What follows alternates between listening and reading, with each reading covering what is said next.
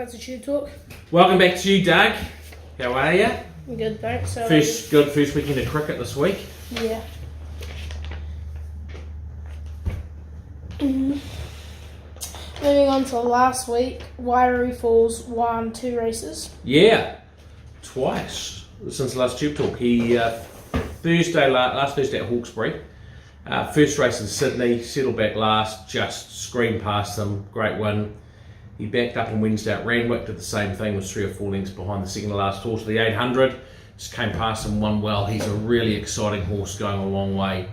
And he'll step up to Saturday grade next in 3 weeks' time, at 1500, but he'll get 2,000 metres. He's a half to Sacred Falls. He's a very, very good horse.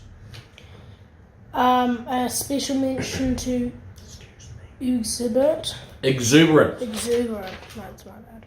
So he was a horse that first up didn't go very good, and he ran on Saturday though at Trentham, and he was a different horse. He was relaxed, and he hit the line really, really hard. His sectionals were outstanding.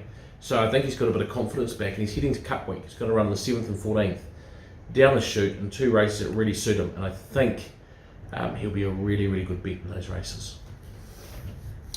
Moving on to this week, on Saturday at Pukekohe we have quite a few horses again. We did.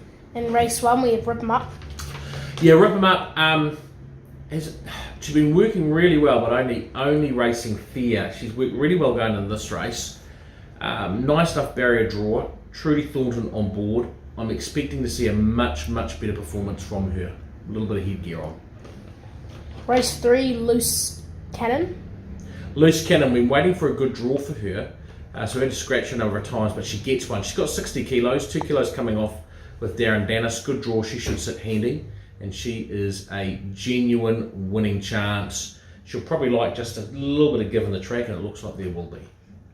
Race 6, 2 horses, the first of which being Raposa Repeater. Went super first up, came from well back, stormed home for 3rd. He gets a good draw. Darren Dennis on board again, 58.5 kilos. He's won at Pukekohe. He's a really good each way chance. And the second horse is Pull Your Socks Up. Yeah, she's a stakes horse, or already is, and she's very progressive. Had a really hard run first up, so has had a little bit of time between races. Whitish barrier draw, Matt Cameron on board. She'll get back and relax, but she will be hitting the line hard. And excuse me, I've got an itchy nose. And race 8, Savabeel. So Savapeel, last start winner, won really well. Fought them all off in the straight. She steps up in grey, but she's got a nice barrier draw, and I think counties will suit her. It's always tough when you're stepping up in grey, but she continues to improve. And moving on to Awapuni race 9, we have Rock Island 9. Unlikely starter, barrier 14. He's going to probably have to get a long way back unless there's a lot of rain. If there is a lot of rain, he'll run because the barrier draw won't be so important. Otherwise, he will scratch and he'll go to Otaki next Thursday. And moving on to the Gold Coast race 7, we have Monofasa. So she was meant to run last week, but they abandoned the races after heavy rain, so she's back this week.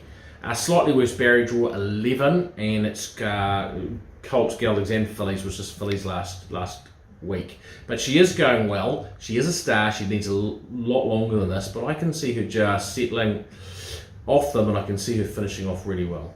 So probably not an each way chance, but hitting the line and look for her stepping up over ground. She's come up really well. Now it's time for Bit of the Week. Bit of the Week is at Flemington, race 5, Odeum. Yeah. Odeum. Yeah, so she won the 1,000 guineas and goes into this race, weight for age, against Mears, $1 million, over the same distance, a mile. Nice barrier draw, and only has to carry 49 kilos. She looks a really, really good bet, I think. If she repeats how she raced last time, with 49 kilos in her back, awfully hard to hold out. Dollar each way? 5 or 1. $5. $3.60. Yeah. Sounds good.